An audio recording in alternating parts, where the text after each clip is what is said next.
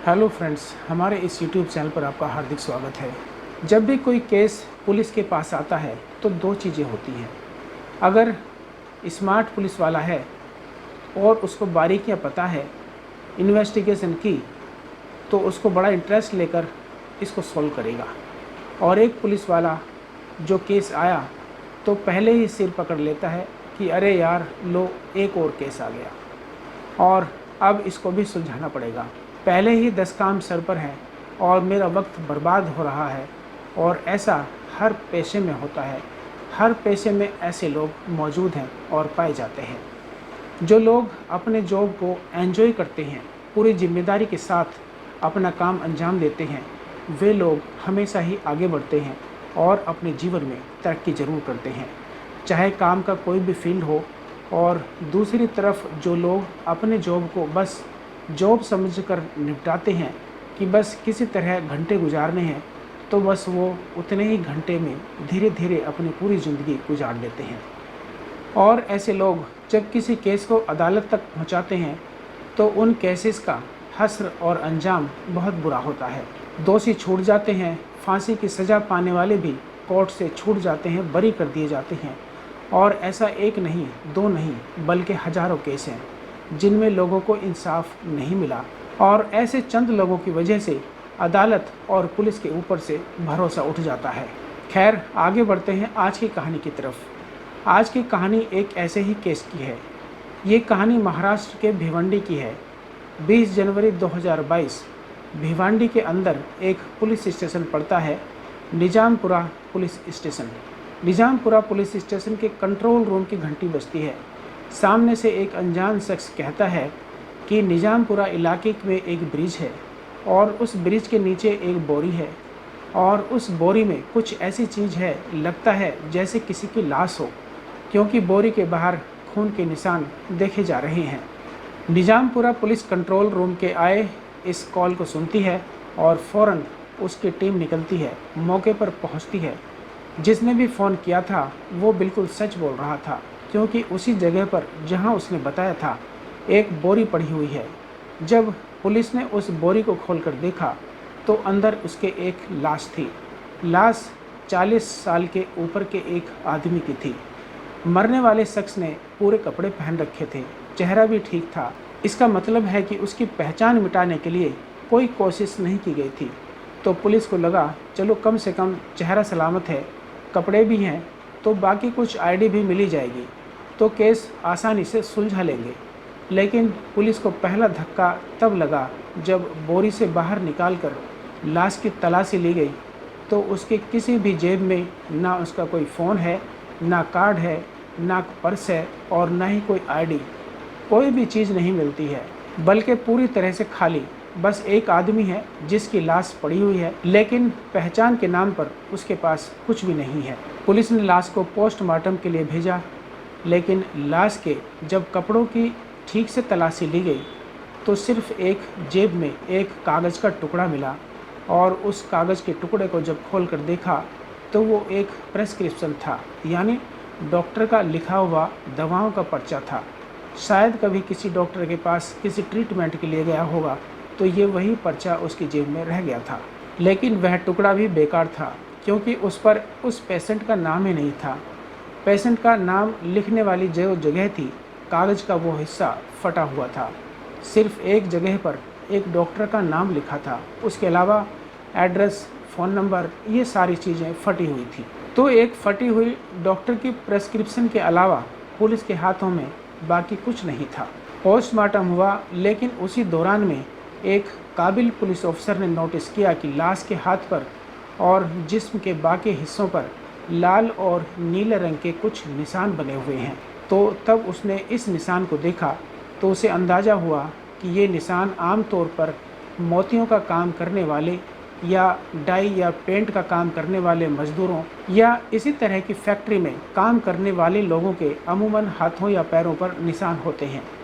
उस पुलिस वाले ने पहले भी ऐसे कुछ केस सॉल्व किए थे जिनमें ये निशान बहुत काम आए। अब एक लाश है जिसकी कोई पहचान नहीं है। खैर, पुलिस को तफ्तीश करनी थी। यहाँ पुलिस ने एक केस को बहुत ही सीरियसली लिया था। कुछ नए पुलिस वाले भी थे इस टीम में, उनके लिए भी ये इंटरेस्टिंग चीज़ थी। एक ब्लाइंड मर्डर था जिसको सुलझाना था। अब सभी सोच रहे थे कि क्या क्या करना चाहिए। बहुत सारे पुलिस वाले ऐसे भी होते हैं जो बहुत जोश में होते हैं, बहुत जांबाज होते हैं, तो उनके लिए भी ये एक चैलेंज था। अब पुलिस ने 2 टीम बनाई और 2 टीम को बनाने के बाद दोनों को अलग अलग काम सौंप दिए गए। एक टीम बनाई और कहा कि ये आधी अधूरी जो फटी हुई पर्ची है डॉक्टर की, इस पर्ची को ले जाओ और इसका आधा अधूरा जो राज है उसको खोलो और पूरी जानकारी लेकर वापस लौटो। दूसरी टीम बनाई कि शख्स के हाथ पर जो 2 निशान मिले हैं, लाल और नीले रंग के, ये पता करो कि अगर ये सच में किसी पर्ल फैक्ट्री में यानी मोतियों की फैक्ट्री में या रंग रोगन की फैक्ट्री में काम करता है तो वो कौन सी जगह हो सकती है, इसका पूरा पता लगाओ। अब दोनों टीम भटक रही हैं। बहुत सारी मोतियों की फैक्ट्रियों में एक टीम गई। रोज़ उनका सुबह से शाम तक बस यही काम होता था। मुखबिर की मदद ली, तस्वीर दिखा रहे हैं, लेकिन कहीं से कोई कामयाबी पुलिस के हाथ नहीं लग रही है। और दूसरी टीम डॉक्टर की पर्ची लेकर दर दर भटक रही है। लाश क्योंकि निजामपुरा के आसपास मिली थी तो वो सोच रहे थे कि शायद आसपास का ही ये आदमी रहने वाला होगा, तो उन्होंने वहाँ पर भी जगह जगह तस्वीर दिखाकर पूछताछ की, लेकिन उन्हें कोई भी पता नहीं लगा। अब पुलिस ने आसपास के हॉस्पिटल और उसके आसपास के तमाम मेडिकल स्टोर पर जाकर चेक करने का इरादा बनाया, लेकिन हर जगह से मायूसी हाथ लग रही थी। पूछताछ करते करते अब कई दिन बीत चुके थे। फिर एक रोज़ एक हल्की सी उम्मीद नज़र आई। पुलिस की एक टीम एक मेडिकल स्टोर पर डॉक्टर की वो आधी अधूरी पर्ची दिखा रही थी, तो उस मेडिकल स्टोर वाले ने उस पर्ची को देखकर कहा कि ये फला फला डॉक्टर की पर्ची है, और उसी मेडिकल स्टोर के पास उस डॉक्टर का क्लिनिक था। पुलिस को लगा चलो कम से कम मरने वाले की अब पहचान सामने आ जाएगी। अब पुलिस की टीम उस पर्ची को लेकर मेडिकल स्टोर के द्वारा बताए गए उस क्लिनिक पर पहुंचती है। पुलिस ने डॉक्टर को पर्ची दिखाई। डॉक्टर साहब ने पर्ची देखी।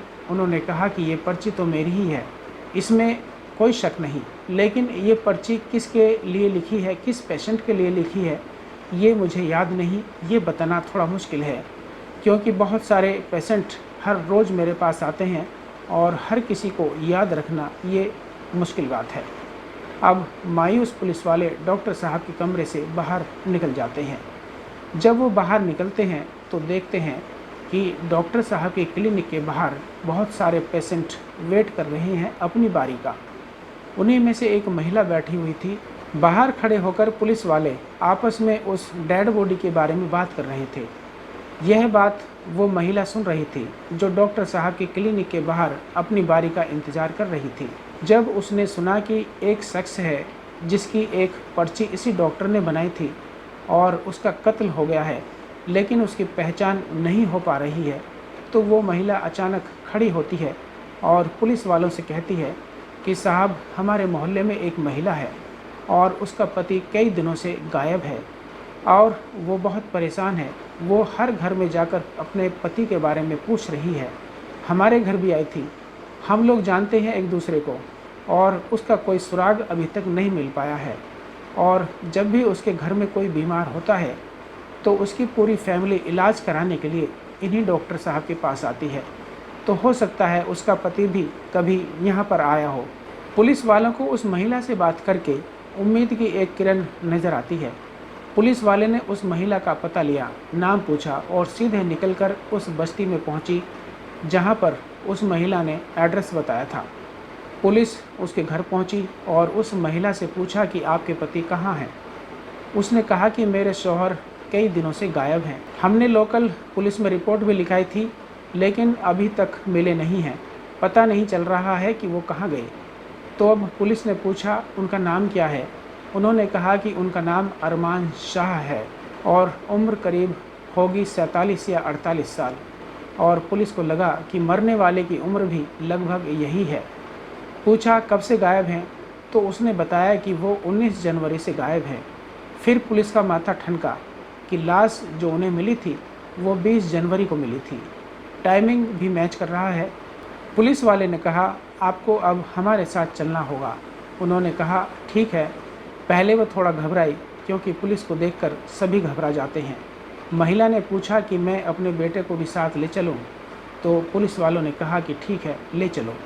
अब पुलिस वाले उस महिला को लेकर सीधे अस्पताल पहुंचते हैं। अस्पताल में डेड बॉडी रखी हुई थी। पोस्टमार्टम होने के बाद पुलिस डेड बॉडी दिखाती है। महिला देखती है और इनकार कर देती है और कहती है कि ये मेरे शौहर नहीं है। पुलिस को लगा कि सारी डिटेल तो मैच कर रही है, लेकिन फिर भी यहाँ नाकामी हाथ लगती है। तभी उनमें से एक पुलिस वाला कहता है कि एक बार इस महिला के बेटे को भी दिखा देते हैं, शायद वो पहचान ले। तो फिर पुलिस वाले ने उसके बेटे को बड़े प्यार से बुलाया और उससे कहा कि बेटा, इसको ठीक से देखो और पहचान करने की कोशिश करो कि ये कौन है। बेटा आया तो उसने देखते ही उसको पहचान लिया और उसने कहा कि ये मेरे पापा हैं। उसने कपड़ों से पहचाना और गले में एक तावीज़ थी, उससे पहचाना, और एक बर्थ मार्क गर्दन पर था, उससे भी उसको पहचाना। पुलिस वाले ने कहा कि बेटा तो पहचान गया, फिर माँ ने इनकार क्यों किया? इसकी माँ ने इसको पहचानने से मना क्यों कर दिया था? अब माँ को दोबारा लाया गया। माँ रो पड़ी और कहने लगी कि मैं कैसे मान लूँ कि मेरा शौहर अब इस दुनिया में नहीं है। वो दहाड़े मार मार कर रोने लगती है। अक्सर ऐसे बहुत सारे केस हुए हैं जब लाश को देखकर कोई पहचान लेता है और कोई जानबूझकर पहचानने से मना कर देता है। तो पुलिस को डाउट उसकी वाइफ पर होता है कि ज़रूर इसके कत्ल के पीछे इसकी वाइफ का हाथ हो सकता है, वरना ये डेड बॉडी देखकर पहचान क्यों नहीं पाई और बेटे ने उसको कैसे पहचान लिया। अब पुलिस उस महिला और उसके पति अरमान शाह के रिश्तों को खंगालना शुरू करती है। घर में, पड़ोसियों में, इधर उधर, ससुराल में, लेकिन हर जगह से ये जानकारी मिली कि दोनों एक दूसरे को बहुत प्यार करते थे और वह सोच भी नहीं सकते कि अरमान शाह की वाइफ अपने शौहर को मार सकती है। मोबाइल भी चेक करके देख लिया, उस मोबाइल से भी कोई क्लू नहीं मिल रहा था। किसी और रिलेशनशिप के बारे में चेक किया, लेकिन कहीं से कुछ नहीं मिला। हर तरह से उसकी वाइफ को बिल्कुल क्लीन चिट मिल रही थी। पुलिस ने कहा, एक तरफ वो अपने शौहर की लाश को पहचानने से इनकार करती है और बेदाग भी है। इसके बारे में कोई भी कमज़ोर कड़ी नहीं मिल रही है। अब सब कुछ होते हुए भी पुलिस कातिल तक नहीं पहुंच पा रही है और अभी भी कातिल पुलिस की पहुंच से बहुत दूर था। अब पुलिस की टीम बहुत परेशान कि अब क्या किया जाए, कैसे इस केस को सुलझाएं। इसी परेशानी के आलम में अचानक एक रोज़ एक शख्स पुलिस के पास पहुंचता है। इसका नाम था सलमान और पुलिस से कहता है कि साहब, जिस दिन अरमान शाह का कत्ल हुआ, मैंने उस कत्ल को अपनी आंखों से देखा है। मैं इसका चश्मदीद गवाह हूँ। अब पुलिस को पहली बार खुशी मिली कि चलो अब कातिल पुलिस के पकड़ से ज़्यादा दूर नहीं है। तो उस चश्मदीद सलमान ने बताया कि 19 तारीख की बात है, शाम का अंधेरा हो चुका था और मैं अपने काम से घर लौट रहा था। तभी मैंने देखा कि 3 लोग अरमान को बुरी तरह से पीट रहे हैं। मैं डर गया और मैं एक कोने में छुपकर देख रहा था कि वह मुझे कहीं देख ना ले। फिर मैं अपनी जान बचाकर वहाँ से भाग आया, लेकिन मैंने पुलिस को इसलिए खबर नहीं दी क्योंकि मैं ऐसे सब झमेलों में फंसना नहीं चाहता था। हम गरीब लोग हैं, कौन चक्कर काटेगा कोर्ट के, पुलिस के, और उन लोगों से कौन दुश्मनी लेगा। तो पुलिस को यकीन हो गया कि बहुत सारे लोग अक्सर ऐसा करते हैं। अब पुलिस खुश थी कि चलो एक चश्मदीद गवाह मिल गया है। अब उन्होंने कहा कि चलो तुम उन कातिलों का स्केच बनवा दो ताकि हम उस कातिल को पकड़ सकें। अब सलमान उन तीनों कातिलों का चेहरा बनवा रहा है, स्केच बनवा रहा है। पुलिस इस दौरान मरने वाले अरमान शाह के मोबाइल और उसकी वाइफ के मोबाइल को पहले ही खंगाल चुके थे। बहुत सारे नंबर मिले, लेकिन कोई काम का नंबर उसमें नहीं मिला।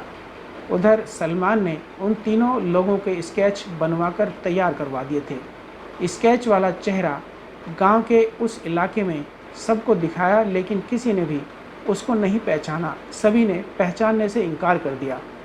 और कई बार ये भी होता है कि आर्टिस्ट ठीक नहीं होता है और ठीक से स्केच नहीं बना पाता है, शायद उसकी वजह से भी लोगों ने उसके फ़ोटो को नहीं पहचाना होगा। अब पुलिस फिर से परेशान।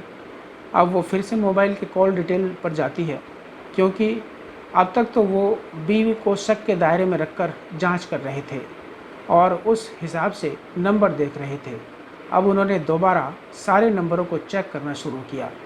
उनमें से कुछ नंबर जो जान पहचान के मिले, उनसे पुलिस पहले ही बात कर चुकी थी, लेकिन कोई क्लू उनसे नहीं मिला था। फिर एक नंबर पर आकर पुलिस की नज़र रुक जाती है। जब उन्होंने उस पर कॉल किया तो दूसरी तरफ से जो फ़ोन कॉल पर था वो उसी चश्मदीद ने उठाया, यानी सलमान ने, जो पुलिस को ये बता रहा था कि 19 तारीख को उसने कत्ल को होते देखा था। अरमान शाह के मोबाइल पर सलमान का फ़ोन नंबर है। दूसरी तरफ सलमान फ़ोन उठा रहा है और उससे बहुत बार बात हुई है और पूछताछ के दौरान सलमान ने कभी ये बात नहीं बताई थी। अब पुलिस ने जब तफ्तीश की तो पता चला कि सलमान ने जिस तरीके से अपनी गवाही में बताया था कि मैं चश्मदीद हूँ, कत्ल होते देखा है, और वे उसे डंडों से इस तरह से पीट रहे थे, मार रहे थे, पोस्टमार्टम रिपोर्ट में ठीक उसका उल्टा था। लेकिन पोस्टमार्टम रिपोर्ट में ठीक उसका उल्टा था। पोस्टमार्टम रिपोर्ट में उसका गला घोंटा गया था और उसको रॉड से मारा गया था, जबकि सलमान बता रहा था कि उसे डंडों से मारा गया था, गला हाथ से घोंटा गया था। तो पुलिस को लगा कि जो ये कहानी सुना रहा है कत्ल की, उसमें कुछ गड़बड़ है, दाल में ज़रूर कुछ काला है। पोस्टमार्टम रिपोर्ट की कहानी बिल्कुल अलग थी। अब पुलिस को सलमान पर डाउट होता है। उन्होंने सलमान को उठाया, फिर पुलिस ने सलमान को उठाया। इसके बाद सलमान की अच्छी खातिरदारी की। फिर सलमान ने मुंह खोला तो 2 लोग और सामने आए। पुलिस ने उनको भी उठाया। फिर उन दोनों ने कहानी सुनाई तो अब तीनों सामने आ गए थे और कहानी अब खुलकर सामने पुलिस के आ चुकी थी। अब वजह सामने आनी बाकी थी। तीनों ने वजह भी बता दी। इसमें से अरमान शाह और बाकी जो 2 लोग थे, तीनों दोस्त थे, लेकिन इनमें से एक सलमान को ये शक था कि अरमान शाह और उसकी वाइफ के बीच कुछ नाजायज़ या गलत रिश्ते हैं। बस इसी शक के बिना पर एक रोज़ उसने शाम के अंधेरे में अपने 2 दोस्तों को पहले ही तैयार किया और बताया कि ऐसी ऐसी बात है। तो उन्होंने कहा कि ठीक है, उसको अब मार डालते हैं। और एक छोटी सी बात जो पुख्ता भी नहीं थी कि वाकई ये सच है या नहीं, तीनों ने धोखे से शाम को बुलाया और बुलाने के बाद अरमान शाह का बड़ी बेरहमी से कत्ल कर दिया और इसके बाद ये कहानी बना डाली। अब सलमान से पूछा गया कि अगर तू चश्मदीद बनकर सामने नहीं आता तो इस सीन में तू कभी कहीं नहीं होता, तो फिर तू चश्मदीद की कहानी लेकर सामने क्यों आया? तो उसने कहा, एक्चुअली मैं 2 चीज़ें करना चाहता था। एक कि अगर मैं चश्मदीद बन के पुलिस की मदद करता हूँ तो पुलिस मेरी तरफ से सारा ध्यान हटा देगी और वो मेरे बारे में सोचेगी भी नहीं। दूसरा, इस दौरान जो मेरे बाकी 2 दोस्त हैं जिन्होंने कत्ल किया है, उनको यहाँ से निकलकर बहुत दूर अपने होम टाउन में जाने का मौका मिल जाएगा। तो इसलिए मैंने ये प्लानिंग की कि मैं खुद सामने आऊँ और पुलिस को भटका दूँ, पुलिस को गुमराह कर दूँ, मेरे दोस्तों को सेफ रास्ता मिल जाएगा। लेकिन आखिर में कहानी खुल गई और तीनों पकड़े गए। तो अगर पुलिस सचमुच अपना दिमाग लगाए और अपने दिमाग से किसी केस को इन्वेस्टिगेट करे तो कहते हैं कि किसी मुजरिम का बच पाना नामुमकिन है, बल्कि पुलिस मुर्दे से भी सच उगलवा सकती है। तो ये थी आज की कहानी जो बहुत ही हैरत अंगेज़ और दर्दनाक थी। दोस्तों, इस घटना को सुनाने का मकसद किसी का दिल दुखाना या परेशान करना बिल्कुल नहीं है, बल्कि आपको जागरूक और सचेत करना है। दास्तान जुर्म अभी बाकी है। हम जल्दी फिर लौटेंगे एक और नई वीडियो के साथ। तब तक आप अपना और अपनों का ख्याल रखें। हमारी ये कहानी यदि आपको अच्छी लगी हो, पसंद आई हो, तो हमारे चैनल को सब्सक्राइब करें, वीडियो को लाइक और शेयर करें। नीचे कमेंट बॉक्स में अपनी राय और सुझाव ज़रूर दें। बहुत बहुत धन्यवाद।